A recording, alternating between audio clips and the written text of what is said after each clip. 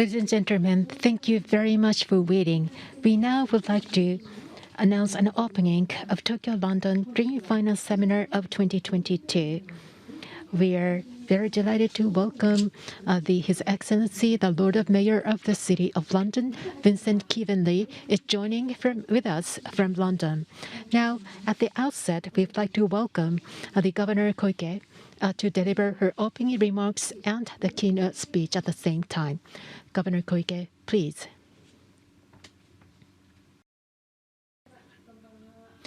Good evening, everyone. Thank you very much for the introduction. One of the hosts for today's seminar, I am Governor Koike of the Tokyo Metropolitan Government, and there are many connected via online basis, and many people viewing this session from UK. Thank you. And when you talk about UK,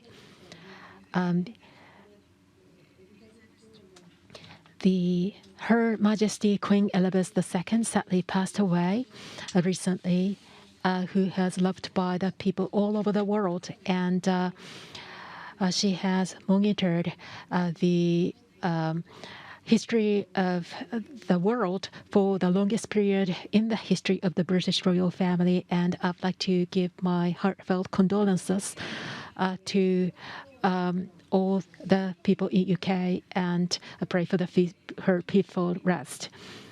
And this is a great pleasure for me to co-host today's Tokyo London Green Finance Seminar with British Embassy in Tokyo and the City of London.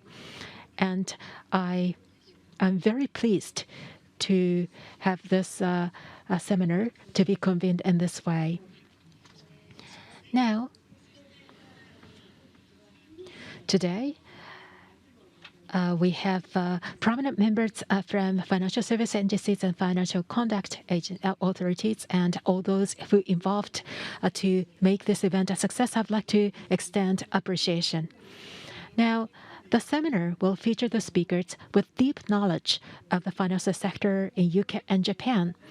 In a rapidly changing international environment, we will be talking about the latest trends in green finance and also the outlook for the transition finance, which is becoming one of the key trends in the world. Now, every year, we are facing the grave climate crisis.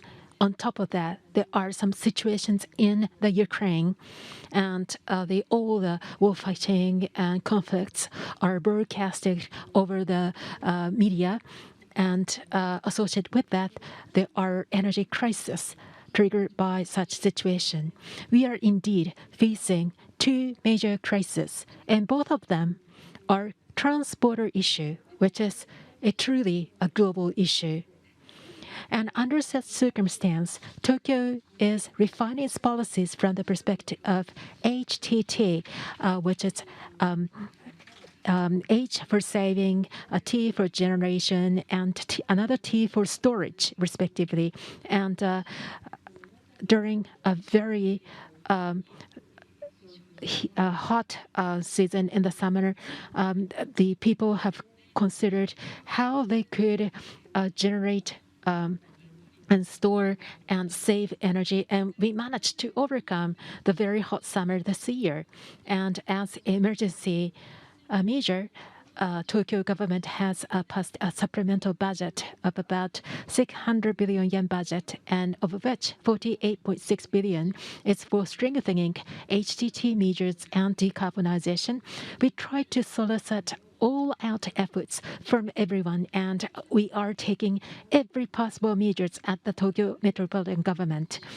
And in fact, all these efforts are nothing short of an investment in new and sustainable growth, and virtuous cycle between the environment economy will be the key for growth strategy in the new era. In order to solidify such trend, power of finance is very important. Tokyo is promoting the Tokyo Green Finance Initiative, TGFI, a strategic initiative for the development of green finance as the core of our new concept of a strategy.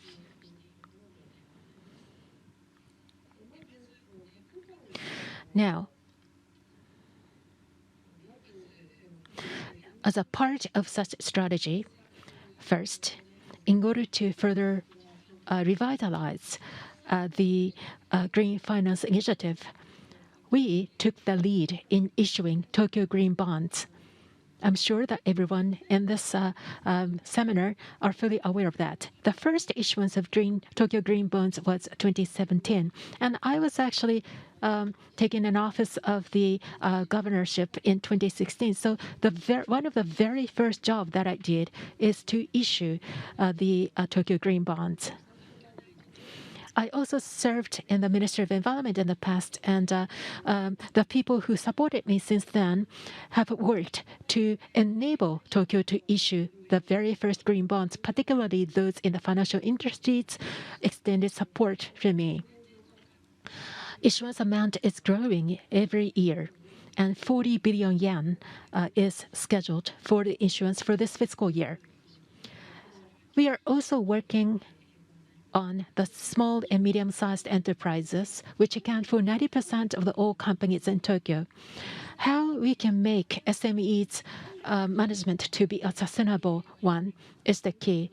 How they can put a sustainability factor into their management consideration is a very important challenge because SMEs are very important for Tokyo. We are working with financial institutions to allow the borrowers of SMEs to receive sustainability-linked loan, which loans and terms vary according to their ESG targets or achievement levels. In addition, we launched a program last year to provide focused and intensive support for non-Japanese asset management and fintech companies who are engaged in green finance to open offices and operations in Tokyo. This is the second year of such program, and we are receiving 54 applications from 18 countries and regions, and we have selected 7 companies for our support program. Of course, economic returns are important, but in addition to that, we are also working to promote impact investment that generates positive and measurable social impact. We have established a new social impact investment fund in which the Tokyo Metropolitan Government and the private sector will collaborate in making investment. Last month, which was September, we selected the fund manager for this program. We will accelerate the preparations for instituting the fund. Now, we will also introduce the promotion of collaboration with the startups, which could play an important role in building an international financial hub. Many fintech companies are also startups and competing with each other with fresh ideas and services. Innovation creates new value and dramatically increases Tokyo's ability to solve social issues. The Tokyo Metropolitan Government believes that the innovative startups are important partners to realize the better future. Next month, November, TMG plans to upgrade the startup collaboration strategy originally formulated in the last year. Tokyo Metropolitan Government is serious about startups. As you can see on the slide, this is the Vice Governor Miyazaki, and Namba-san. Ms. Namba is very active in the Keidanren, and me myself on the stage, and we've held the session on the startup and fintech, and we want them to flourish in Tokyo. We would like to build an ecosystem enabling for that. On top of that, it's going to be February next year, 27th and 28th, 2023, for a 2-day-long seminar is going to be hosted at the Yurakucho's Tokyo International Forum to realize sustainable society through open innovation with startups. Please mark your calendar and please save the dates on your diary. This event is to enable the sustainable height city tech, and City Tech Tokyo event is going to be hosted. We will welcome diverse ideas and technologies, and we will name a sustainable high city tech Tokyo. That's SAS High Tech Tokyo for short, SUS High Tech Tokyo, and that's sushi in pronunciation. So this is pronounced as Sushi Tech Tokyo. So we'd like to grip and make sushi together, working together with you. So Sushi Tech Tokyo will be the concept, and we'd like to strategically announce our policies to the world. And we look forward to you seeing again there at Sushi Tech Tokyo in February. Just to conclude, I'd like to once again wish for the enhancement of relations with City of London and Tokyo. And two cities will enjoy win-win relations to flourish going forward. Once again, thank you all very much for your presence and participation. With the power of finance and the desire to improve the environment, we need to align the vectors so that we can accelerate the trend overall. I am very convinced of that, and those of you who are in the venue or online, we are sharing the same goal. I hope that you will get a lot of tips and ideas from this seminar. Once again, thank you very much. Looking forward to the discussions today.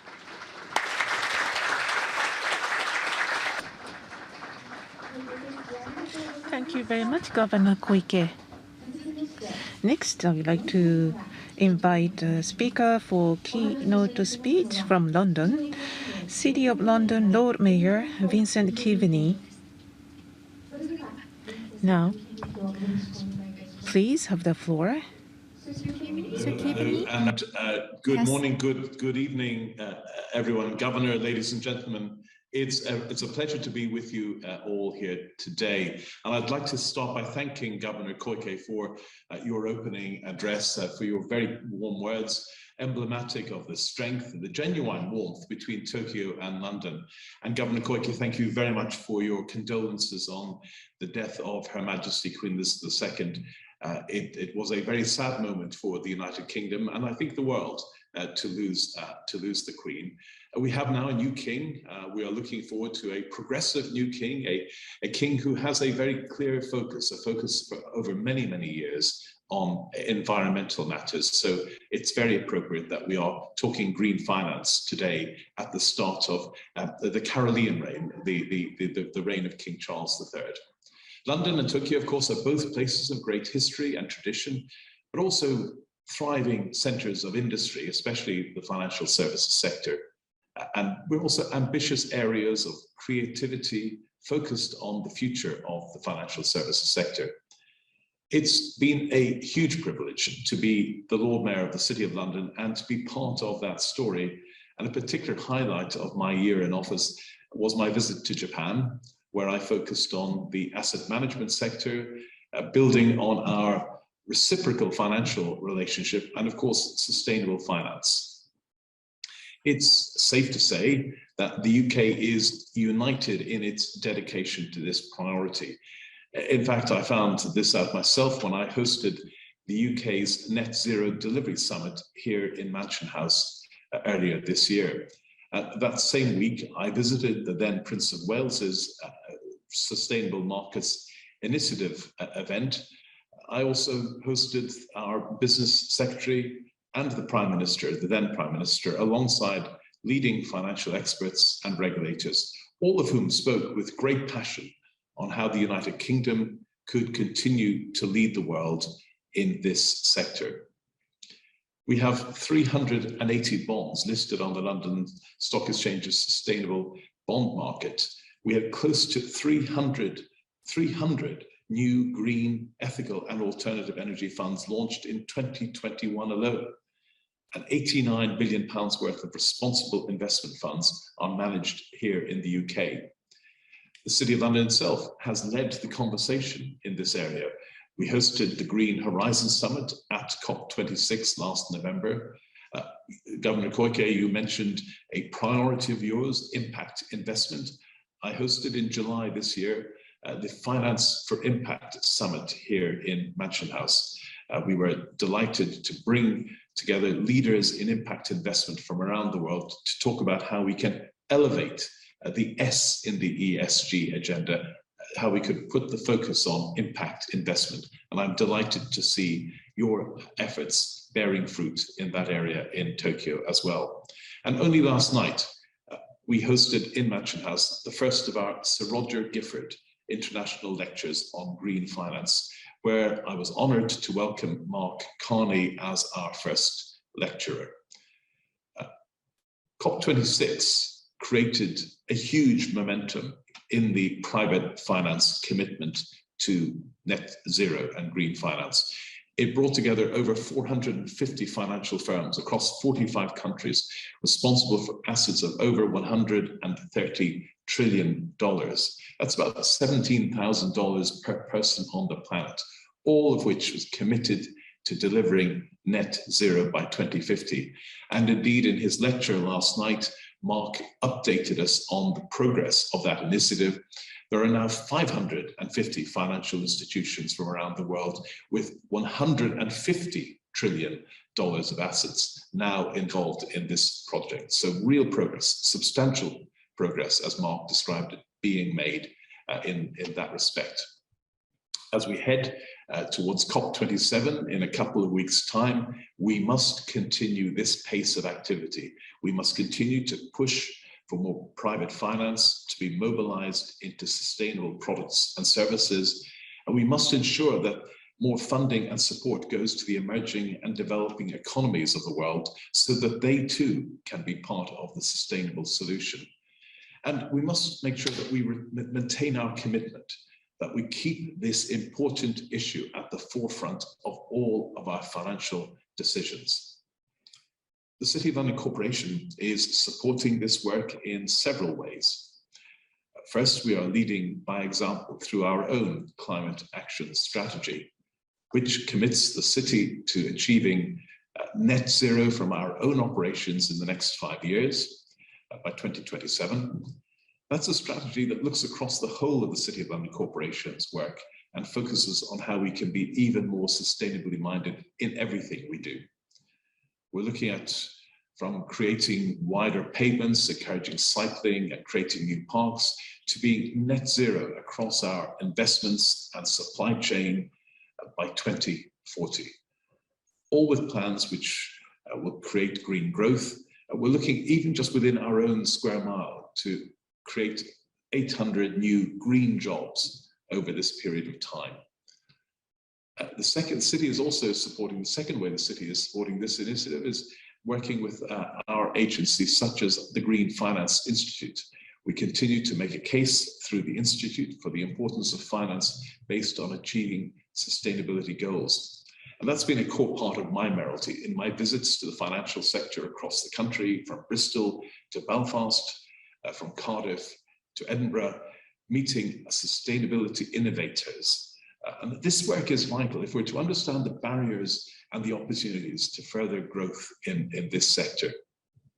I've been really inspired by meeting these leaders. It's a great privilege to represent them internationally and to create investment opportunities for our partners. And Governor Koike, you mentioned your focus on the SME sector in Tokyo. That is also a focus of ours in the City of London, working with another body here in the city, heart of the city. We have a program which allows SMEs in the square mile in the City of London to learn how they can become net zero in their operations. That program allows each of these SMEs a free, fully funded place on a course which they can attend to allow them to learn a little bit more about the journey that they're on and how they can achieve their climate change ambitions as well. So again, I'm delighted to see alignment between Tokyo and London in its priorities in this area. And that brings me to my third and final point, how we support sustainable finance by working with our international business partners. And the relationship between Japan and the UK, indeed between London and Tokyo, is a perfect example of how a reciprocal approach to trade in sustainable finance and to sharing knowledge can help benefit the sector, and I would say, in fact, the world.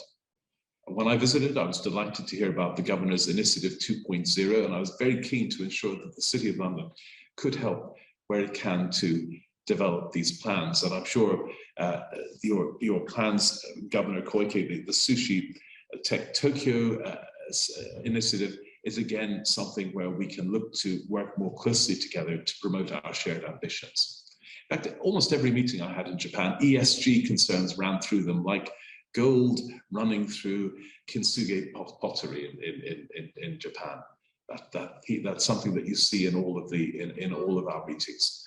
And it's something I've been delighted to see throughout the world, whether it's in the Americas or across Europe or Asia, how everyone is placing sustainability at the core of their concerns, which is why I'm so pleased to be with you here today. What we're doing today, creating opportunities to come together, to share ideas, and to find a path towards a more sustainable future together. It couldn't be more important. So I'd like to thank the Governor for being with us today, and I'd like to thank everyone for being part of today's discussion. Whether you realize it or not, you are an important part of our green future. So thank you for your hard work and dedication. I wish you nothing but the best. Thank you all very much. Thank you very much, Sir Kivney. Thank you very much. And just a small apologies for the disruptions on the screen, just a little bit. But now regarding the Lord Mayor's comment. Thank you very much for delivering your speech. Thank you very much. It was very inspiring. Thank you. Now, thank you very much for the great keynote speech. And a city is working very efforts to promote the Green Finance. And Green Finance Institute is now established. And with that, trying to promote the transitions to the green economy, and which was emphasized in your speech, the Lord Kivney. And importance of the green finance and transition finance is something that we share tremendously. So between Tokyo and the City of London, we'd like to further enhance cooperation so that we can lead the world and we can lead the sustainable finance. And that is an ambition, and we'd like to continue to work. So I was able to recognize this important topic. I heard that there were 2 rounds of a tour to Tokyo, and I deeply appreciate your visit to Tokyo. And I've also heard that, Sir Kivney, you will be retiring from the position of the 693rd Lord Mayor position in November. And during your service as the Lord Mayor, I'd like to pay great respect to the tremendous accomplishment through this service. And a new Prime Minister is now inaugurated in UK, and he's well versed in financial services. And hope that a new Prime Minister and the City of London will cooperate furthermore. And on top of that, we'd like to cooperate with you from Tokyo so that we can further enhance our position as a hub for the green finance and transition finance. With this hope, once again, thank you very much for your tremendous keynote speech. Thank you. Thank you very much, Governor Koike. It has been one of the great pleasures of my time as Lord Mayor has been the opportunity to work with you and our meetings, and whether online or the great pleasure of meeting you in person in Tokyo. Thank you very much for your kind words. I share your optimism. Our new Prime Minister, Rishi Sunak, when he was Chancellor at COP26 in Glasgow, he announced plans for London and for the UK to be the first net zero financial centre of the world. And I hope that that will be a priority of his in his premiership as Prime Minister. So again, let's look to the future. Let's see the great opportunities we have to deepen the relationship between Tokyo and London, and particularly in this important area of green and sustainable finance. As I say, thank you for your kind words, and thank you. It has been a wonderful pleasure to work with you over this past year. Thank you very much. ありがとうございました。Thank you very much, sir. Now, the Sir Lord Kivini, as well as the Governor Koike, will exit from the seminar. Thank you very much for your attendance. Thank you. Sir Kivni.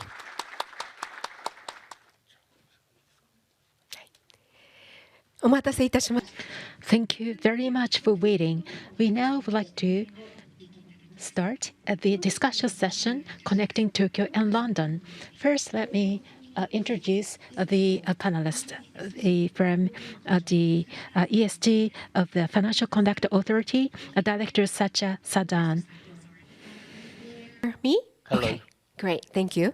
そして東京から Now from Tokyo, from Financial Services Agency of Japan, Chief Sustainable Financial Officer Ikeda Satoshi. Great to meet you. So these two are the panelists at the discussion session, and the session is going to be moderated by Heather Prosser, EPAC FSO Sustainable Financial Activation Leader, EY Japan. Great to meet you. Good evening. I will be speaking in English for this one でも皆さん本当に今日は大変な時ありがとうございます。これすごいもう大事なトピックですよね。It's also a very difficult topic. So I'd also like to thank both panelists who have devoted their time this evening, and of course, Governor Koike and Ambassador Longbottom and their teams for bringing us together this evening to talk about these issues. So we get the fun part of actually beginning to talk about this topic, and one that's very important to me personally, because the collaboration between different areas in this particular topic is so important, because none of us have all of the answers, and we need to work with each other's strengths. So transition finance, really referring to that long-term strategic view of how we're going to reduce greenhouse gases and positively impact our societies, our companies, and our communities, is what we want to look at. Now, certainly we have positive stories and challenges in each of our areas, but we have, fortunately, Ikeda-san and Sasha, who can talk very specifically about their areas. So let's really just jump in. I know we have a very tight program today. So we're going to start off with Ikeda-san, sitting here very, very far over to my left for safety reasons. So I want to ask you, from your perspective, what is very exciting that you're seeing about green finance and transition finance here in Tokyo? We've heard some of the things from Governor Koike, which are very exciting. What are you seeing from your side? Well, thank you for that question. And well, it sounds maybe a bit small thing, but well, I like to point out that in this September, I remember that the Japanese TCFD supporters reached more than 1,000 in number, and that is actually a very significant progress. Given that when TCFD recommendation was out in 2017, the Japanese supporters were only 2. So it's a 500 times increase. And well, through that journey, well, I was involved with the establishment of the TCFD consortium, and that certainly helped the adoption of TCFD recommendation in Japan. And since then, actually, certain, well, from voluntary to mandatory movement, so TCFD recommendation, then it was a kind of considered as a kind of voluntary exercise, but well, the many jurisdictions already have a plan to mandate the TCFD aligned disclosure by corporates and financials.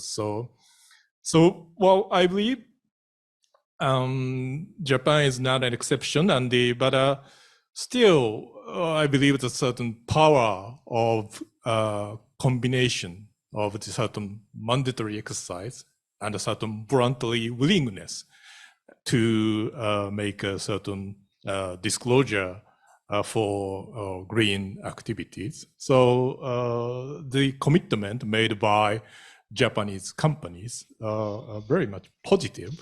And I believe that is certainly laid the foundation for the green finance and transition finance in Tokyo and in Japan. So, actually, I think going from 2 to 1,000 is exciting. And it's always been really exciting that here in Japan, Japanese companies have shown so much forward thinking on this area. Ikada-san is a much nicer person than me. I would make it all very mandatory and very strict, but he has got the right approach, I think. Sasha, I'd like to turn to you now. Certainly, you've had some exciting times in the UK, but hopefully things will get back on track now. But it doesn't seem like you're off track at all from a sustainable finance perspective. So what are you seeing that is exciting in the UK right now? Good evening, everyone. It's a pleasure to be here, and apologies I can't be there in person. Well, exciting news. 3 hours ago, we announced our new sustainability disclosure labels, which is for the entire UK, that if you want to sell a product to a consumer, a pension fund or anything, you will have to do certain rules to get there. And we've just announced that. But really important, we've used the industry. We've worked very hard with many people inside the industry to make sure that it's fair and proper. But you know the phrase, and you've probably heard it in your sessions before, about greenwashing. We are very much conscious of that, and we will talk later what we're doing with Japan. But we want to make sure that we have the right disclosures and the right label so that a consumer can buy a green product and get what they wanted. So that's just come out today. It's big news. It will affect the market. We have lots of products, as the Lord Mayor mentioned. We want new products, but we also want them to do what they say they do and put some guardrails, big guardrails, so that people can buy products. But we think that's very important. But we do work with the industry.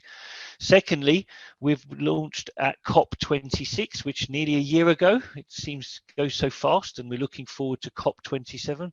But we announced that the UK would be making sure that all the companies that have said they're going net zero, which is very nice, they say nice things about going net zero, but give me a plan, show me the workings, and let me describe whether that's a good plan or not. So the Net Zero Transition Plan Task Force was set up. I'm on it. We've worked very hard, again, with industry, but with other regulators. That will be announced at COP27, the first consultation on a template. And we want every company in the UK ambitiously to fill in the same template so that we can look and see whether their net zero plan in the same sector is fair and balanced, and which one is better, and hopefully help the market, because it is new. So I think those two things are exciting. One has come out today, one is coming out in a few weeks, but both are trying to help this green finance industry. That's very exciting, and congratulations on that. And thank you for launching that news here with us this evening. That's really exciting. So when we start to look at some of the good things that are happening, that's all fantastic, but we can't really do this in isolation. So I'll turn back to Ikeda-san.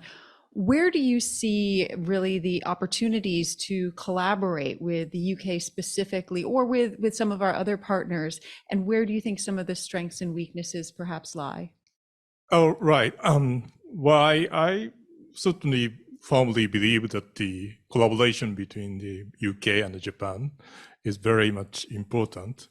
And the reason is, well, I think the UK and Japan are both standing in the kind of the middle ground in relation to the United States, or in relation to EU, or in relation to China. And we are, relatively small countries compared to those three jurisdictions, but we can collaborate in the way that because we are the beneficiaries of the certain global common ground, and those jurisdictions, US, EU, China, tend to get through their own ideas in the global arena, but we can certainly collaborate to connect the dots created by those jurisdictions and set out certain global baseline. And ISSB is certainly the one area that we can collaborate, but not only that, I think we could be the certain uniting force in a global discussion of sustainable finance and creating a certain global level field, global common ground, global baseline in terms of disclosure for corporates or disclosure for certain asset management and all those things. And I believe that that potential has been exemplified by the collaboration already happened. For example, I had a privilege of co-leading the disclosure working group of the on climate-related disclosure set up by Financial Stability Board last year with the Sheldon Mills from the FCA, and also my colleague Makoto Sonoda is co-leading the work of the assurance on sustainability reporting at the IOSCO, the International Organization of Securities Commissions, and the Sustainability Task Force. So, whether you are aware of it or not, the UK-Japan collaboration is happening, and it is very important. It is really important. And it's also important to remember that so much of this work is being done behind the scenes by some unsung heroes that don't get the credit or the glory for this really difficult transition. Sasha, to you, really same question. You know, where do you see the areas where Japan and the UK can collaborate? Well, first of all, I think you're right to say, and we've heard it, we're doing a lot behind the scenes because we have a very big global financial market, and Japan and the UK have got very vibrant markets in finance. And so we want to try to make them as international and global standards as possible, because we know finance flows through borders. Money doesn't look at geographies. And so we're trying very, very hard to make sure of that. So examples, we did TCFD, and we've both done that now, and I love the 500 times the TCFD reporting, and we made ours mandatory last year, as you know, but we've gone further. So areas that we're trying to work very closely, I know we've mentioned the ISSB, but if we could have, and this is the exciting part, if we could have one sustainability standard that is agreed by the accounting profession, agreed by the chief financial officers, and is agreed by sustainability experts, so that we can speak the same common sustainability language, that will help green finance so much. So we and Japan are working very hard, and we're seen as, I would say we're seen as very progressive, because we've done this before, and we've seen us doing it as middle of the road, that when we say that we want to do this, we're doing it for the right reason. So we are working extremely hard to make sure that ISSB comes to fruition and those standards are there, so that a Japanese corporate can talk to a UK investor or to an American investor and still have the same metrics that they can talk about and compare. So I think that's one area. ESG ratings is another area, just very briefly. Japan has already talked about this, and we want to use the same kinds of standards that Japan wants, so that people who are rating corporates on ESG factors are using the same language, are transparent, and managing their conflicts of interest. So there's two big areas. And one other one, voluntary carbon markets, carbon offsets, I think are going to be a very big green finance agenda going forward, and we want to help with IOSCO the international securities regulator to make sure that we have a standard so that people who buy a carbon offset in Japan, in the UK or anywhere else can feel that that is got a minimum standard and that can help produce areas of growth. So there's 3 areas that we're working on at the moment, and I think that we are listened to because of our heritage, both of us.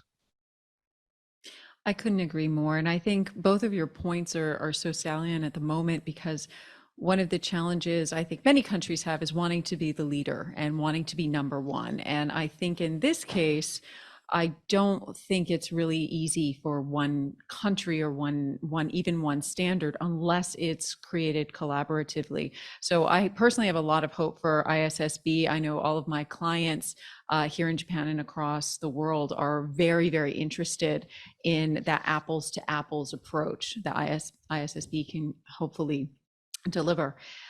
But there's certainly, it's not all a rosy picture, of course. It's very challenging to do what we're all trying to do now. There's a lot of unknowns. There's a lot of problems. In the preparation for this panel alone, we talked about how when we fix one area, we sometimes break another. So I'm going to start off with Sasha on this question. What are some of the current challenges that we're seeing in transition finance?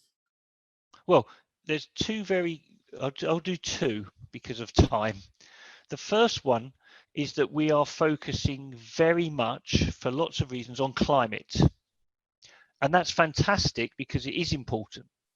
But when we do try, again, like we've said, we try and fix something on climate, we've got to make sure we take other areas with us. And so there is this for ESG. The governance we know about, and Japan and the UK have spent many years trying to get good governance because it protects and it has the independence and it has that authority. The E, we're spending a lot of time, as you said, on climate. But the S is very important still. And when you think of our consumers, when you think of our electorates, both in countries, when you just see what we've gone through with COVID and everything, people want to make sure that their corporates are doing the right things for their society as well as just for their own profitability. And so we can be careful. We make sure that we don't just do E and forget about things like the consumer. So if we take industries away, we've got to make sure, what are we doing about jobs? Or if we're doing a good example, green mortgages, we want to do lots more on green mortgages and have more insulation. But it shouldn't only be for wealthy people who can afford these things so that they get a cheaper mortgage rate and other people have to pay more who have more inequality. That's something that we've got to be careful. So that's one area. And then the second area is just a bigger debate. This has moved. If you think about this area, how much has this moved in the last 5 years? You've just done 2 to 1,000 on TCFD. People are moving very fast, but there is a lot of exaggeration and claims made about we're going net zero, we're going to do everything. Well, I think we have to calm down sometimes and manage expectations and bring it back to reality and try to stop some of the misleading statements, because if we lose trust, people will not believe that there is a lot of exciting things going on. And perhaps, like any new industry, we've probably got a bit excited and probably now need to slow down and make sure we do what we've said rather than do more than we've done. Yeah, I think that's such an important point. I think we're seeing some of this, I would call it an ESG backlash, particularly in the United States. We're having what I would consider to some degrees a healthy debate on what does sustainability actually mean, what can it do and what it can't do for our countries. And unfortunately, we haven't really figured it out fully. We're still developing the technology. So we do have to be a little bit patient, which is challenging when the crisis is actually so immediate. So Ikeda-san, from your perspective, we've heard some of the challenges. So from a regulator's perspective, how can the regulators help us through this transition? Right. Well, I totally agree with what Sasha said. And I think, well, even in terms of addressing the climate change issues, we have not yet come to realizing creating credible transition pathways or something. And so how to make that happen and how to engineer that that transition pathway is a very critical thing to do, and so it requires certain risk analysis of the certain company involved with this initiative. So as a prudential supervisor, I think encouraging the financial institution to look into the risk associated with, well, climate issue, but not only that, the environmental issue and societal issues, that certainly push certain corporates and financials towards the sustainable behaviors, well, considering all those risks. So, well, we can put out certain list of risks that should be considered in the context of transition, and make sure that, well, by taking into account all those risks, financial institutions make a right decision, and that certainly affects the behavior of corporates, which those financial institutions lend or invest in. And so, well, from involving with this exercise through a certain risk lens, I believe that prudential supervisors like Japan FSA can facilitate the design of the credible pathway towards the net zero and the more sustainable futures. 100%. I think it's really been such a bright, shining beacon, the way that the regulators here in Japan work very closely with the companies and with the communities to deeply understand what's needed. Rarely do I say a regulator is really listening, but I think in this case, it's very much true. They are really listening and really trying to help support us. Very similar in the UK as well. So unfortunately, we could spend a lot more time with these wonderful panelists, but you have two great panels coming up. I'd like to thank the panelists for their time and for their work in these areas, and to please leave you with a vote of positive encouragement that we might not quite be there yet, but we are getting there, and we definitely have some very involved and engaged people on this. So with that, and on behalf of the panel, I would like to thank you for your time. And thank you very much. Thank you very much. それではお席 Please return to your seats. to your seat. Thank you very much. グリーンファイナンスに取り組む国内外企業、はい、準備ができたようですので。I think we are ready, so I would like to invite the first speaker from Fintech Association of Japan, Managing Director of the association, Mr. Kishiyuki.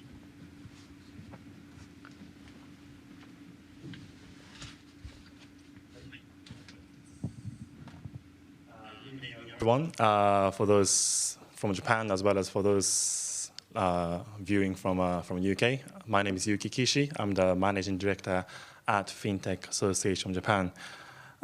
In this coming few minutes, I'd like to talk about, I think there's only one takeaway that I want the audience to take out from my presentation, which is, I think collaboration is one key theme that has been delivered from, let's say, from Governor Koike as well as from the previous session. I think what we are trying to do as a FinTech Association in Japan is trying to foster this community between startups and corporates, as well as we like to foster the collaboration in these two parties. Slide is not moving, whichever. Here we go. Yes, so FinTech search, hold on. Yes, so a bit about me. My name is, once again, Yuki Kishi. So if you can find me on the LinkedIn, please do apply the friend request. I'm also a Chief Financial Officer at the ESG FinTech company called the Sustainable Lab. We also spoke at the COP26 last year. So what we are trying to do as FinTech Association in Japan is we are creating the community. We started back in 2014, and then we've been developing since then. In terms of community-wise, we have two main stakeholders. Number one, which is startups, FinTech startups. And currently we have more than 170 startups at the moment in this community. Some of them are outside Japan, including Revolut from for UK. And we also have a large cooperation from financial institutions, non-financial institutions as well. So with these two communities, they're trying to come up with new innovations, trying to collaborate each other.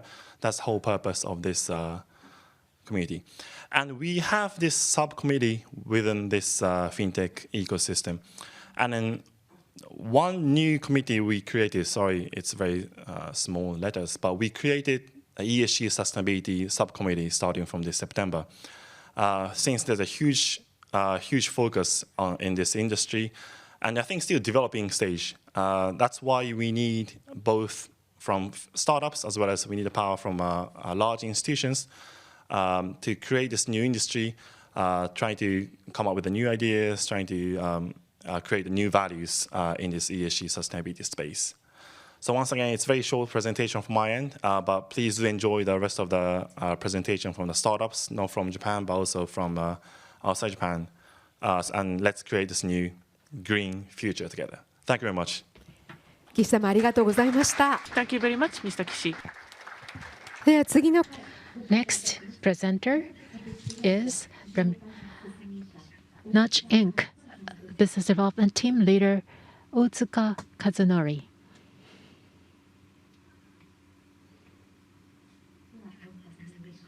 Mr. Otsuka, please. Everyone and distinguished guests. I'm Kazunori Otsuka, the Business Development Team Leader of Notch Inc. And I'm very pleased to have a chance to speak in front of all of you today and give a pitch to this opportunity. I would like to introduce Notch's Forest in Hiroshima as a green fintech project of our company. Notch Inc. provides the next generation credit card, Notch, that enables you to support your favorites. Today, I will first explain the features of this credit card. Oops. Yes. One of the features of Notch credit card is the pursuit of user experience and safety. First, its application process can be completed within 3 minutes from your mobile. Second, Notch's mobile app allows you to check how much you have spent in real time. And third, you can repay the amount you spent at your convenience from ATMs or by bank transfer. Fourth, Notch is a Visa-branded contactless credit card without membership fee or annual fee. Another feature of Notch credit card is that users can support their favorites, and that consists the basic of our Green FinTech project. When you use Notch card for everyday shopping, a part of the amount you spend will go to our partners, such as sport teams or an artist. In addition, users can receive special rewards from their favorite teams they support, depending on the amount you spent. Users can choose which club to join when signing up, and there are many clubs ranging from sports, entertainment, to social good. Here. Notch's Forest in Hiroshima. This is a project I would like to explain today. This was launched as a green fintech project utilizing this credit card. This club enables users to support tree planting activities in Hiroshima simply by paying with Notch credit card. Let me briefly explain the issue we want to solve. There is a problem in Japanese pine forests in Hiroshima. Many beautiful pine forests used to provide a lot of benefits to local communities.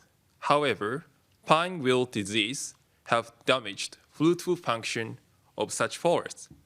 Rich nature in Hiroshima, once called the treasure box, is now in danger without sufficient support. The Natch Forest project addresses this problem. By forming an alliance with Higashi Hiroshima City, the Natch Forest aims to regenerate the pine forest. We will carry out reforestation project in a 3-hectare land over the next 15 years. But how do we do that?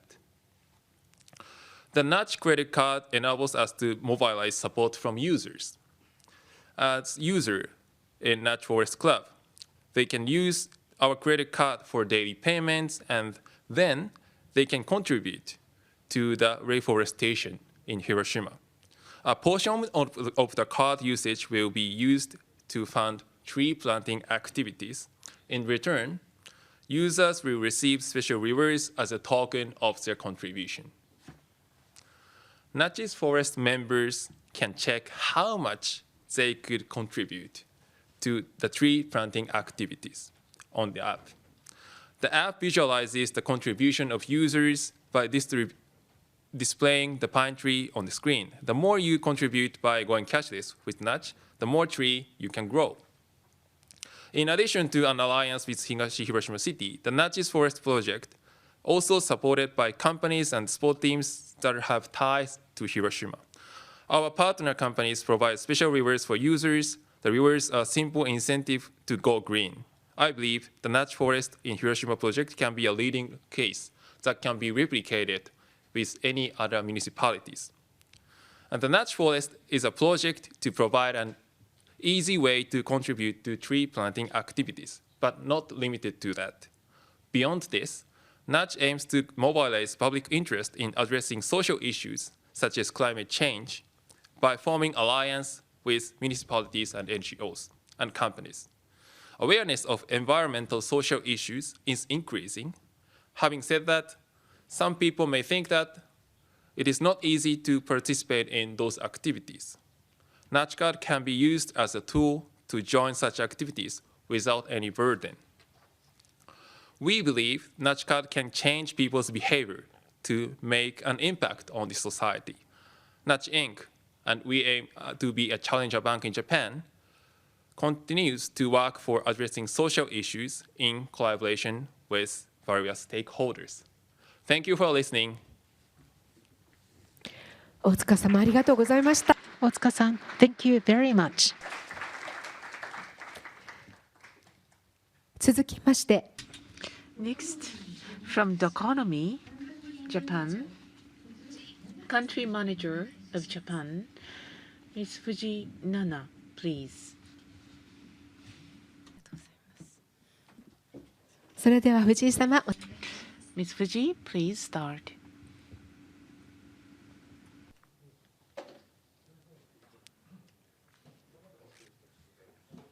出てきません。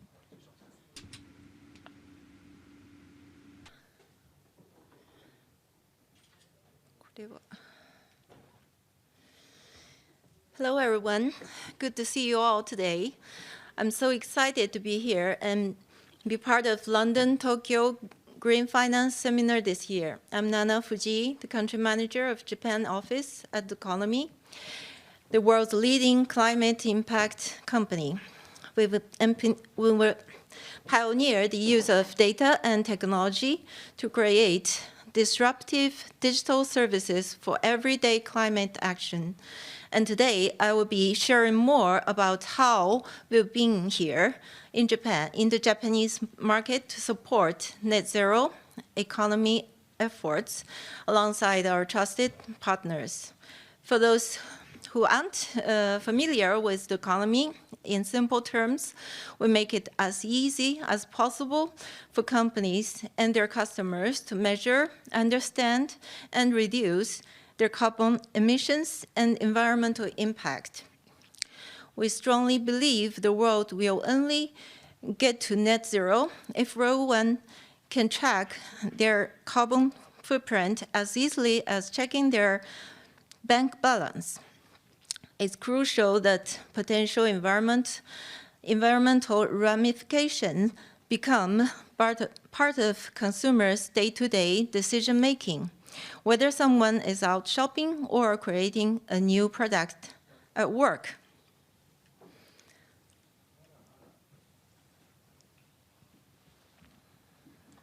To achieve this, we help financial institutions, banks, credit card companies, and payment providers turn their transaction data into estimates of the carbon and water footprints of the product being bought using our world-class data and impact assessment methodologies.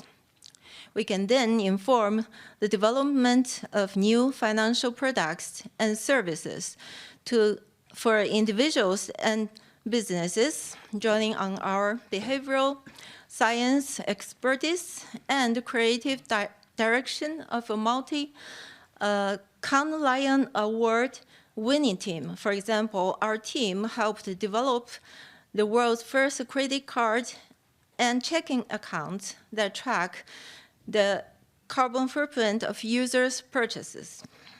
Our carbon tracking tools are used by over 40 enterprises, 150 million active users in 26 countries, making Ducalomi the world's largest network for assessing carbon emissions. Our commercial partners have over 750 million customers worldwide, generating an even bigger impact than what we could accomplish on our own. We are also MasterCard's core ESG tech partner globally and power their carbon calculator products that reaches millions of customers.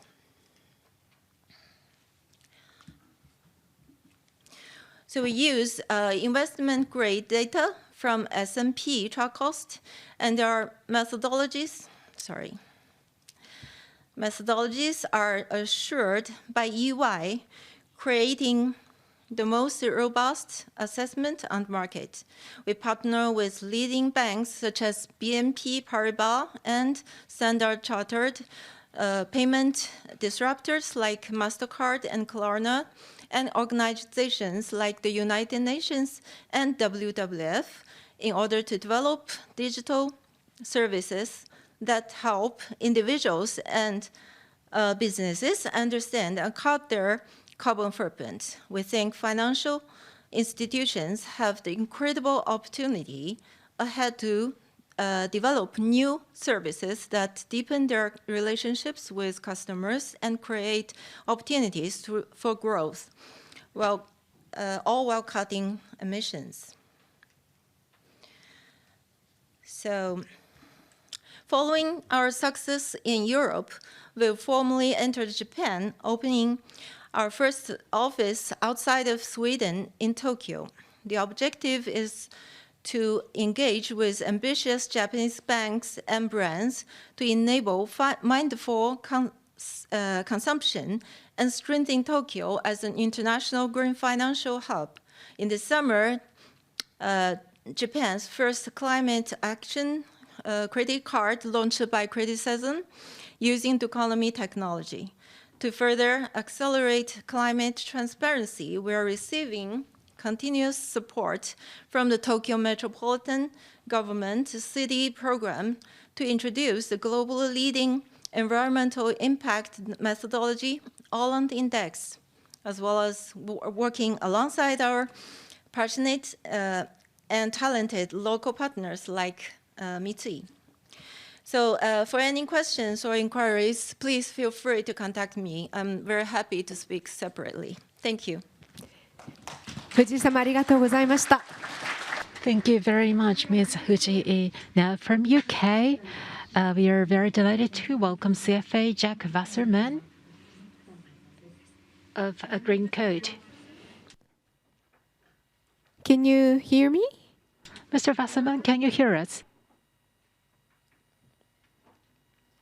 Hello?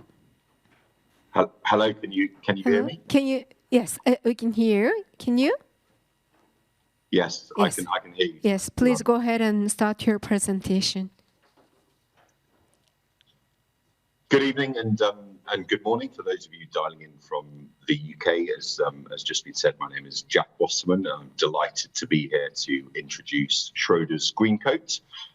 Firstly, thank you though to the Lord Mayor and the City of London Corporation and the Governor and the Tokyo Metropolitan Government for this event and for inviting us to introduce Schroders Greencoat, which actually had a rebrand on Monday. So hopefully you like the new slides and the new logos.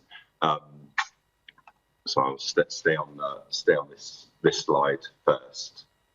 What I wanted to do is introduce firstly is the wind farm that you saw on the previous on my title page. For some reason I can't go back to it.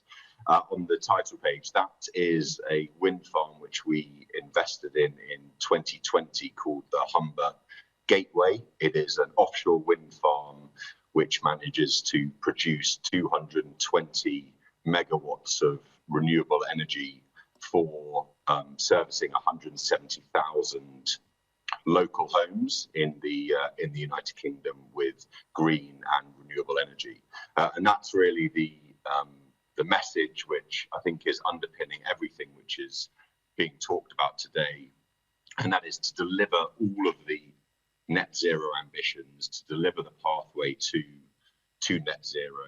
There is an underpinning and a requirement for renewable energy generation, whether that is through heating your homes, powering your cars, or your electricity grid in general. Being able to deliver renewable energy is key to the pathway to net zero. Here you can see the picture of that offshore wind farm. Clearly, offshore wind will be incredibly important to Japan and Tokyo for energy security. This is equivalent, as I said, to about 170,000 homes that is powered just by this wind farm alone, and that is the equivalent of Kamakura or Urasayo, which I believe about an hour outside of Tokyo. And this is just one wind farm. What we have today within our suite, which is about £9 billion, is actually 4.5 gigawatts of installed energy capacity. And that's the equivalent of about 10% of the UK renewable energy. So incredible scale and size that we can deliver. And what's important and special to recognise about Schroders Greencoat is the team that we have, so over 100 people, but importantly, about 40 of those, about 40% or so, is our asset management specialists. We're investing in almost 300 renewable energy assets, which have a 30-year life. Being able to optimize and protect on downside, like things like panel or wind blade degradation. Having the specialism within house is really critical when investing in renewable energy and something which sets us apart. What you can see here are our assets.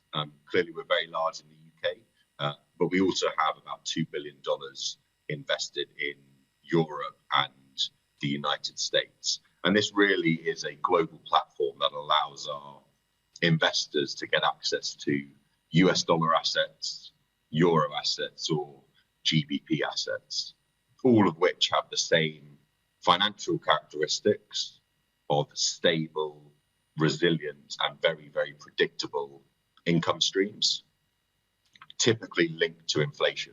And this is something which is very relevant nowadays with inflation across the globe rising.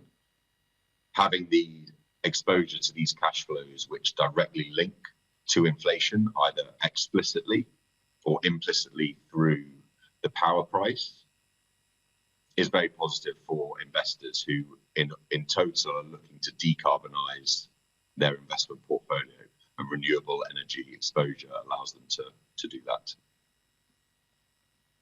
The final slide I wanted to touch on is actually one about our partners. So both in terms of RWE, for example, who built the offshore wind farm on the title page, or SSE, who built the wind farm behind me. This wind farm is Dunmaglass, which is in the Highlands of Scotland, it produces about 94 megawatts of renewable energy, or whether it's Ørsted, the offshore wind provider, where we've recently done a large transaction with them. We have incredibly close relationships with those developers and builders of renewable energy assets. Equally, on the right-hand side, you can see our trusted partners from a client perspective, and this is where we provide access to renewable energy through commitments to commingled funds, but also through specialist segregated managed accounts, where we're looking to deliver on the specific objectives of the investor. Which leads me to my final point.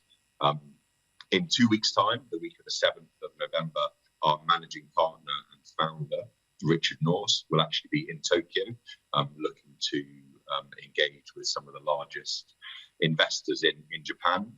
We're pretty tight on schedule, but if there is anyone who would like to meet with Richard to talk about decarbonising your investment portfolio or renewable energy generally, they're more than happy to make the connection. With that, I will hand back. Thank you very much for your time.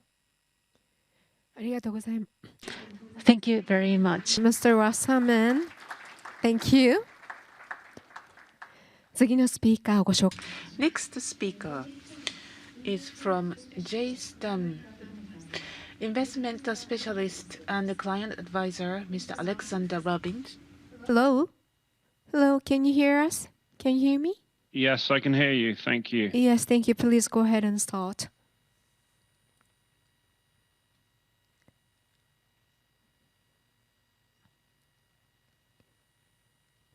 Can you share the slides? Good morning from London. Konnichiwa, London. Good evening, Tokyo. Thank you, first of all, very much for inviting me to present today, Koiki-san and Vincent-san, the City of London and the Tokyo Metropolitan Government. It's fantastic, first of all, to hear about all the parallels between Tokyo and London, and we very much look forward to continue to work with you in the partnership that we have established. Just in terms of an introduction to J. Stern, we are a specialist asset management business based in London, and I know there's been a lot about progression spoken about today. And obviously, London is home to sites, a number of very, very old, and the history behind London. We are also leading the way in terms of languages and nationalities, restaurants, food types, obviously asset management businesses, and of yesterday, our first prime minister from an ethnic Asian minority. Just a little bit about J. Stern and in terms of what we do. We are built on a 60-year heritage of the Stern family, investing in sustainable businesses since the 1960s. We are global, active, fundamental, long-term managers, and we believe investing in sustainable businesses, you can only do this by being active. There is clearly, and Sasha mentioned this, there's clearly a lot of greenwashing across the industry, and we believe investing on a passive and across a number of active managers can lead to greenwashing. And it is essential to invest on this basis with climate change happening to be a medium to long-term investor, as it's this timescale which leads to better and stronger performance. Just in terms of how we invest and what we look for, the way our asset management business invests is to look at quality, investing in quality businesses globally, because we believe they are linked to sustainability. And the businesses we finance have to be leading players in their industry. They have to have a sustainable competitive advantage, which is clearly tackling climate change.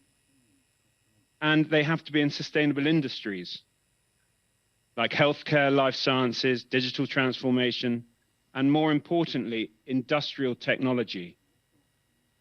To be able to transition to net zero, industrial businesses, the enablers of net zero, are going to produce the technology for us to get there. We don't invest in energy businesses, carbon intensive businesses. We don't invest in balance sheet driven financials because we don't know where their loan exposure is. It could be to those more carbon intensive areas. And we don't invest in regulated businesses because it's regulated businesses where the control is not, it's businesses which are not being run for shareholders, but more for government purposes. Robin, clearly sorry, Mr. Robin, are you sharing the slides or you don't use slides? I am sharing slides. I will just make sure I'm sharing them again. Oh, okay. Thank you. On the Japan side, we haven't seen the PowerPoint, and we just discovered that, whether you want to use this or not. Sorry. Okay. Okay. Can you? I will carry on. Okay. Thank you. Thank you. And what does this lead to? This leads to investing on this basis with investing in management teams with proven record of value creation. We do not invest in countries or sectors with poor governance. And that is certain countries and certain sectors across the world, and particularly with the cost of debt crisis, which we are witnessing, and interest rates going up, and corporate finance and consumer finance becoming more expensive. It is categoric that you invest in businesses with strong balance sheets that can weather adversity. There are two other points I would like to make before I close my presentation. Firstly, investing on this basis leads to having a portfolio with a quarter of the carbon intensity of the MSCI World and S&P 500. And with the threat of climate change, it is important to take this consideration into account when you're investing in a global portfolio. The other point I would like to make is sustainability. Investing in sustainable businesses, which are the future, lead to better investment returns. And if you look at our strategy over 10 years against the MSCI World and the MSCI Kokusai Index, we have delivered strong performance on an annualized basis of 16.2% per annum relative to the MSCI Kokusai Index of 15.6. So it doesn't only lead to a more sustainable and lower carbon intensive portfolio, but it leads to better performance than the global equity market. That is the end of my presentation. Thank you again for inviting me to speak. And please, next time any of you are in London, we are, our office is next door to Buckingham Palace on the Mall, and we would very much like to host you over in London. Many thanks. Thank you very much. Thank you, Mr. Robbins.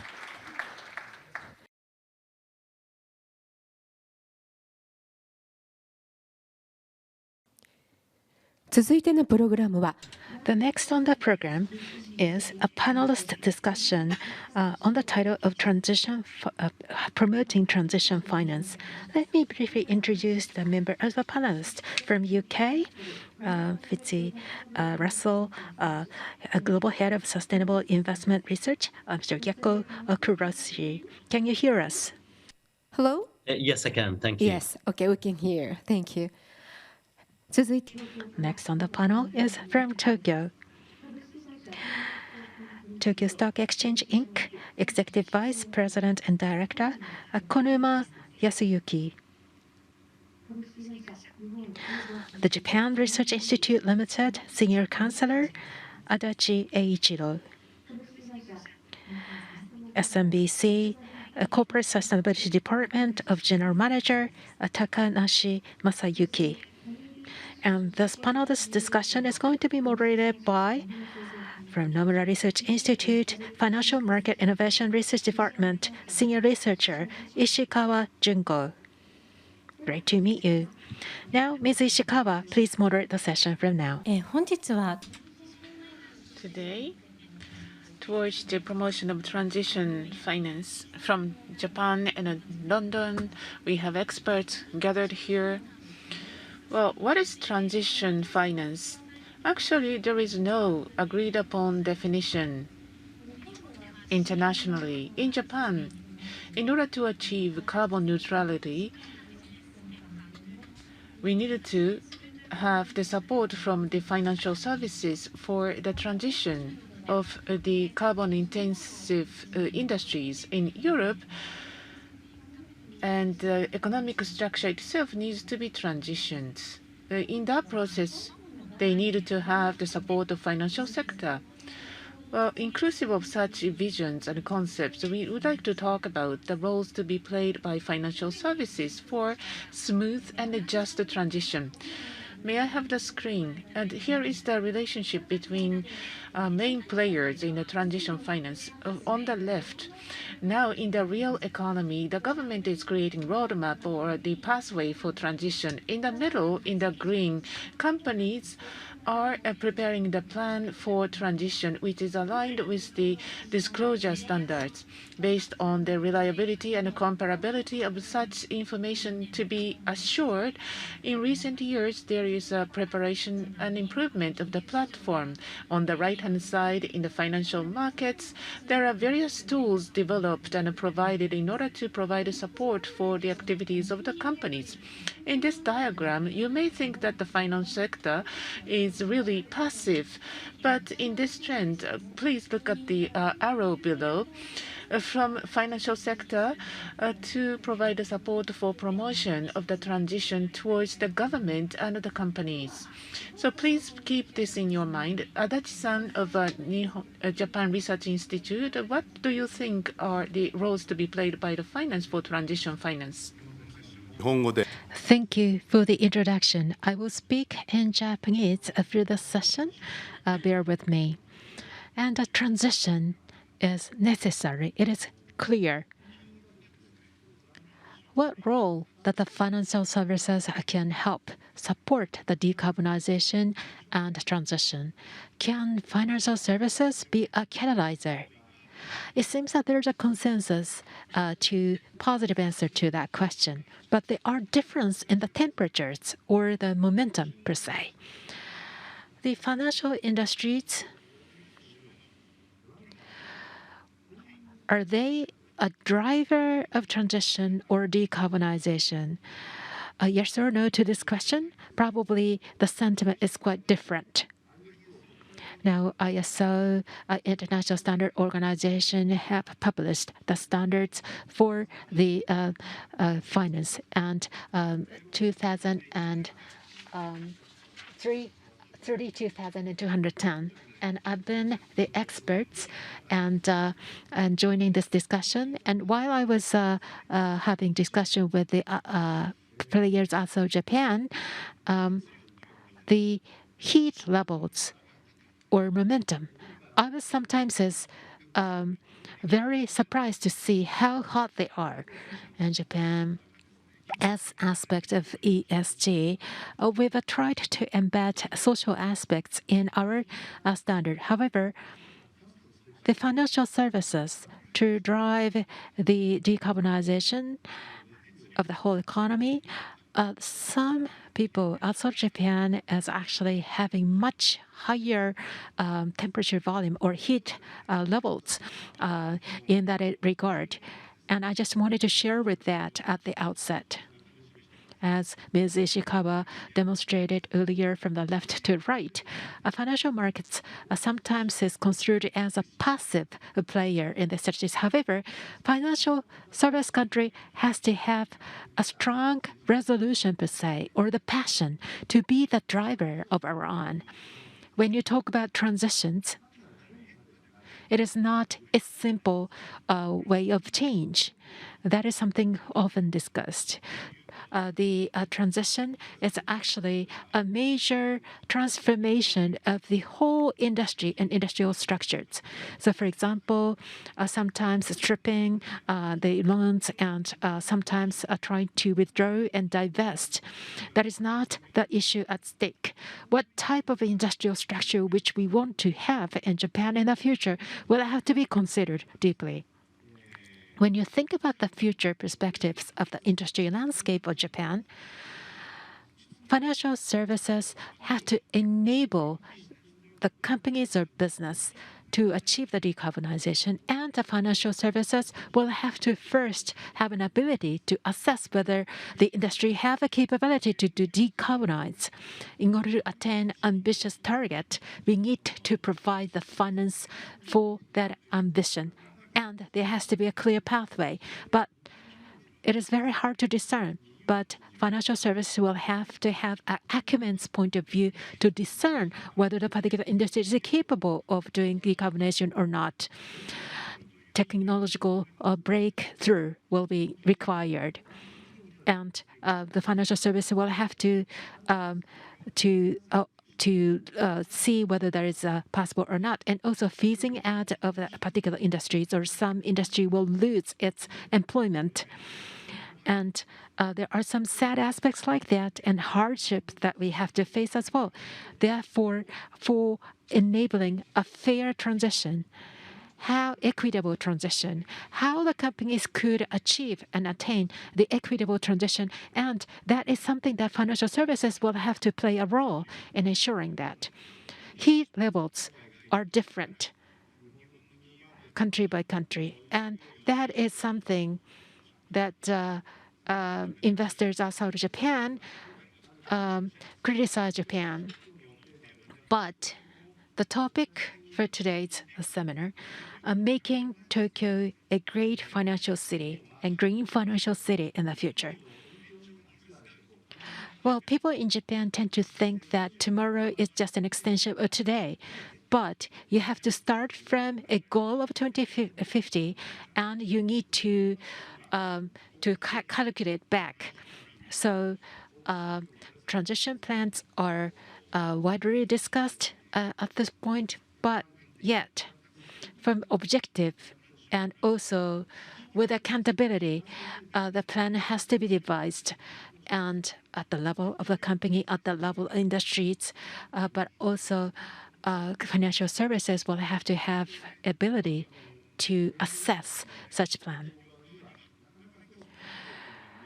Well, sometimes it is very hard for each individual companies to foresee the pathway for net zero. But financial services are having a function of redistribution of the funds. We are the intermediates, and therefore we can connect the risk money provider, or maybe we could educate the asset owner to shoulder some of the risks for transitions. And we need to encourage them for that to some extent. And also the government sector's members, financial services will have to ask the regulator to show a right beacon for the policy. So just to sum up my comments, heat levels is required, and acumen's point of view is really required. And information disclosure and giving a signal for the policymakers are very important. So from left to right, we need to drive the trend from left to right. Thank you very much. Thank you very much, Mr. Adachi. For financial sector to lead the transition, they need to have a connoisseurship, and also efforts and the ingenuity of the companies are also necessary. That was your point. And then for exchanges to support the matching between the investors and companies, I'd like to invite Koro-san from London Stock Exchange Group. Please introduce your efforts in promoting the transition in the UK. Thank you so much for this excellent seminar, and good evening to Tokyo. My name is Jaakko Kuroshi. I work for the London Stock Exchange Group. For those of you who don't know the London Stock Exchange Group, we are a global financial services infrastructure provider. We are first globally in post-trade. We are second in data behind Bloomberg. We're third in indices behind S&P and MSCI. And there's a range of other businesses that are included in the group, including the London Stock Exchange itself that gives the group its name. So with this unique position, we are collaborating across the financial ecosystem to create data, index, and analytics products that bring value to the sustainable investment space. To give you a few examples of that, we assess, for example, the transition efforts of companies towards net zero, and I will speak a little bit more about that today. We analyze the carbon impact of companies across the whole value chain, including scope 3 data. But we're also, for example, evaluating the greenness of companies and their green revenues, and analyze the trend and evolution of that in the green economy. To create these data sets and to measure the transition efforts of companies, we often partner with others in key initiatives.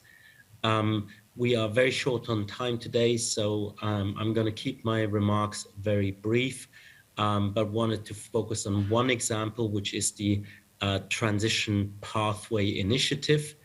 The Transition Pathway Initiative is supported by over 130 asset owners globally and asset managers with more than $50 trillion US in assets under management.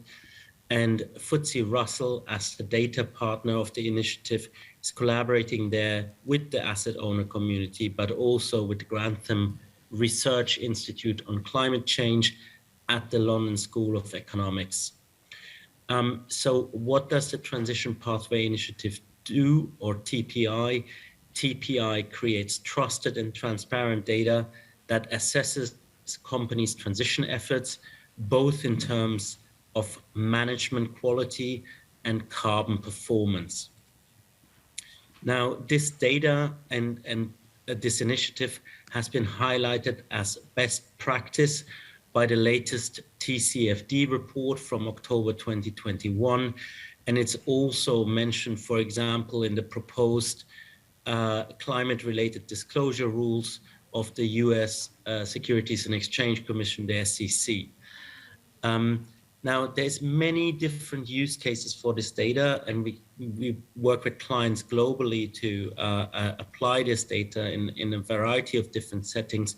But I wanted to flag two examples today on how we use this data together with our partners in Japan. So for example, if we're thinking about the analytics space and how these data sets can be used in analytics, there's a great example where we recently collaborated with GPIF, the world's largest asset owners, to use TPI data to assess transition risks in GPIF's portfolio as part of their latest TCFD report. If you haven't seen it yet, I very much urge you to have a look at that report. It's available both in Japanese and in English, and it provides some of the global best practice in TCFD reporting for asset owners. It uses the TPI data and other data from the London Stock Exchange Group, but also data sets from other data providers. And it's a great example of best practice around TCFD reporting and TCFD related analytics. We also use TPI data in index products. We have, as FTSE Russell, we have over $20 trillion worth of AUM benchmarked against our indices. And we have used FTSE Russell's expertise in climate data and index design to partner together with the Japan Exchange Group, JPX, and we have obviously a colleague here on the panel as well, to launch the FTSE JPX Net Zero Japan Index Series. This is based on the Topics 500 series and uses TPI data to adjust weights based on climate performance of constituents. Again, we're using other data sets there as well, but this is just another example of how this data can be used not only for analytics purposes, but also to create index products that are investable and provide benchmarks on climate performance of companies. In the interest of time, I'm going to keep it at that. There's lots more to talk about, and very much look forward to the further discussions. But let me stop my remarks there. Thank you. Thank you. From Mr. Koroshi, regarding the utilization of the data, they are collaborating with the Japanese entities, and he touched upon the collaboration with JPX. Konuma-san, could you please talk about the initiatives in order to promote the transition at JPX? Yes, thank you very much for this great opportunity. At JPX, we are running exchange. So our perspective, there are two perspectives. The first one is for initiatives being done by listed companies, these have to be supported securely. Then for general public as well as shareholders, we ask those listed companies to disclose information to shareholders or potential investors or existing investors. They need to establish a good dialogue channel so that they will be able to have the opportunity for the further growth. So we would like to support that process. Under the governance code, there is a policy for sustainability initiatives, and the companies need to set up that policies. For companies listed in the prime section, a TCFD-based plan are now being formulated. We are collaborating with JFSA, and next year there will be the sustainability column to be included in the securities report. And now 3,800 companies are listed on our exchange, and how we are inviting them to have more focused, intensive activities. And we are sharing with case studies, and also practical guideline and handbooks are provided to companies. Or we are providing opportunities for learning from each other on the site. We are preparing the materials, and that is called a knowledge hub. And when it comes to the receivables related to the sustainability, information about receivables, whatever available in Japan, are summarized in one booklet, and then we are going to make appeals in the international community. We have started such initiative, and startups, ESG-related information will be provided through the search system, which will be started from October onward. So that is one thing. And utilizing the market mechanisms to further facilitate the flow of funds. One example is based on the stock price index, ESG-related index, as Mr. Koroshi introduced. FTSE JPX Net Zero Japan Index started from April this year. And that is about the index for Japan stocks, and what is being used, climate transition benchmark, which is used in Europe now, that is taken into account. So I hope that you will consider using this for index fund and ETF. And we are making PRs on this initiative. So if you are interested, please utilize that. And also for securitizing the assets related to the renewable energy to be provided to investors, and we are providing support for startups, and a carbon credit market is now being piloted. Thank you. Thank you very much. Well, in the discussion earlier, we talked about the importance of the disclosure information, and going forward, platform and hub roles are going to be more important going forward. So then, in Japan, indirect financial services are playing important roles in the transition. So regarding this, Mr. Takanashi from Sumitomo Mitsui Banking Group, could you please talk about such roles and initiatives? Yes, thank you very much for inviting me to participate in this discussion. Briefly, I would like to talk about our support, particularly in the indirect finance. SMBC, let me introduce who we are. SMBC, we have a corporate color of green, not purpose-free, but I think it's a good timing to make that PR. Well, actually, in our management strategy, we have placed that decarbonization society to be realized. That is one of the most important priority area on our strategy. And we are working with the customers and the businesses in Japan and others regarding the funds we are providing.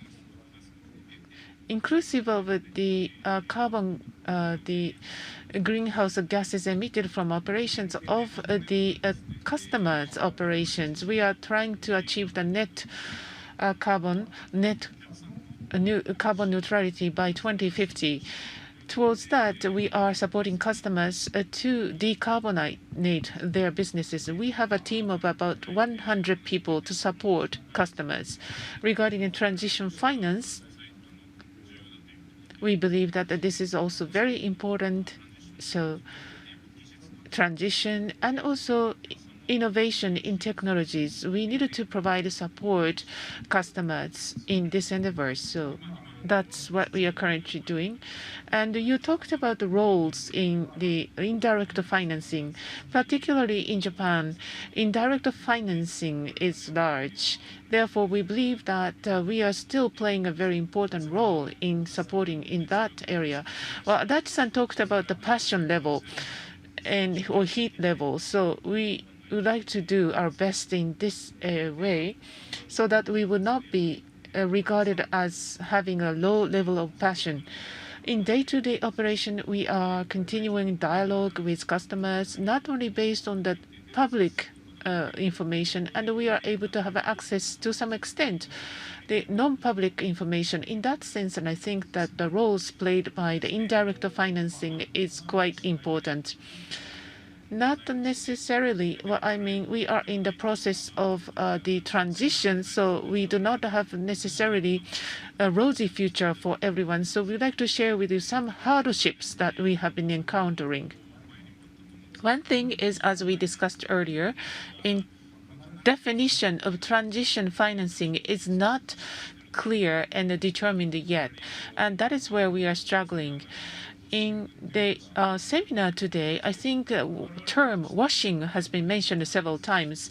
In transition finance, if we try to provide a transition financing, and then stakeholders may say that maybe it's not qualified as a transition financing, you are just doing the washing. So we understand such concerns. So we have to have the clear global definition of what it means. Otherwise, we will continue to bear such risks. That is our impression. And the second point I would like to mention is the funds we are providing to customers. And based upon that, the greenhouse gas may be emitted from the customer's operation. Inclusive of such emission, we need to aim at achieving the net zero neutrality. And the transition financing we provide, we hope, will lead to the Scope 3 emission from our portfolio investees. And then the greenhouse gas will be emitted more. But by providing our transition finance. Of course, we hope that that will lead to the reduction of the emission, but that is where we are struggling. And regarding the first point, of course, there are things that we are able to do, particularly at least at SMBC. We would like to be proud in saying that this is what we are providing as transition financing, and with clear definition, and working together with you in order to have a proper disclosure on that. On top of that, what we believe we have to do is, as has been discussed earlier, risk-taking. When it comes to the new technologies, without them, we will not be able to facilitate transition. So we have to be connoisseur. We have to increase our capability to be serving as a connoisseur. And also, decarbonization plans of the customers need to be understood clearly. So we have to continue to work with customers in carrying out these initiatives. In addition, quantitative numbers needs to be shown in our roadmaps. Yes, regarding this point, I believe that we have to work with regulatory authorities. And earlier, we talked about the transition financing to be provided by our financial services, and then our scope 3 emission may be increased. So there is such a concern, but ruling making bodies or G funds, together with those initiatives, we believe that this is the issue that we needed to resolve with them. I know that there are many challenges that we have to overcome, but we would like to keep the level of passion high. Thank you. Thank you very much. Actually, we wanted to have a Q&A session. I wanted to have another round of a Q&A or discussion, but I know that we are pressed by the time. So unfortunately, we have to end our panel discussion now. The industry, financial sector, private sector, and also government, and we need to continue to work together with the relevant parties in the UK as well. I hope that today's panel discussion will be of help for you for thinking about the future steps. Thank you very much, everyone, panelists. Join us. Thank you very much for your contribution. Please kindly go back. Now, at the end of the session, we'd like to call upon Her Excellency Ambassador to Tokyo from UK, Ms. Julia Longbottom, will present her video message. It's been a pleasure for the British Embassy in Tokyo to co-host this Green Finance Seminar with Tokyo Metropolitan Government and the City of London Corporation. This joint event started after we contributed to a special panel Governor Koike set up in 2017. Since then, we've co-hosted this event every year as the subject of green and transition finance has continued to grow in relevance and importance across the world. I'd like to thank TMG for their support in helping to develop this event, and it's great to be able to hold it in a hybrid format this year after only being able to hold it online for the last 3 years. As we've heard from the sessions, green and transition finance remains a big global theme, growing even more important after COP26, co-hosted by the UK in Glasgow last year. For example, at least 10 new transition finance initiatives were launched at COP26, with a direct or indirect focus on making the just transition a reality.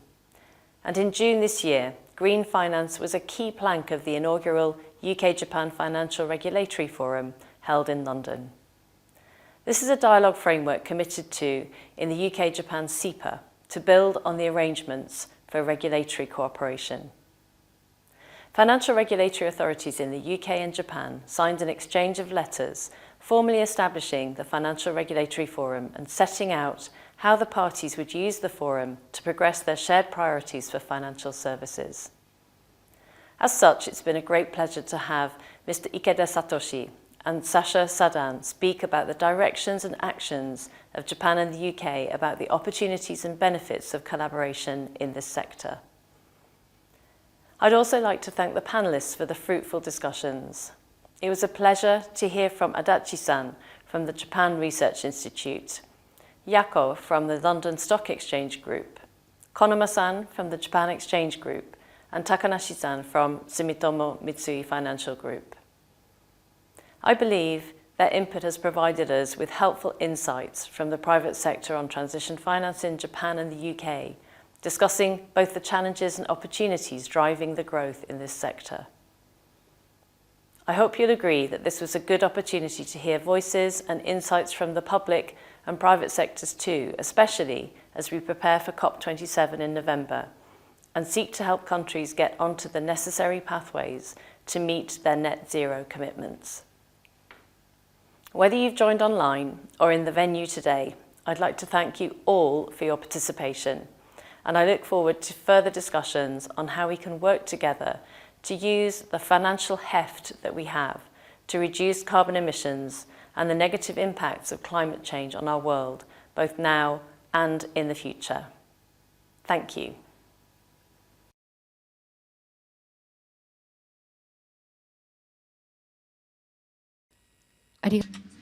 Thank you very much. With this, we would like to conclude the whole program for Tokyo London Green Finance Seminar 2022. Thank you very much for taking time out of your busy schedule to participate in venue, as well as participants who have been listening to us online.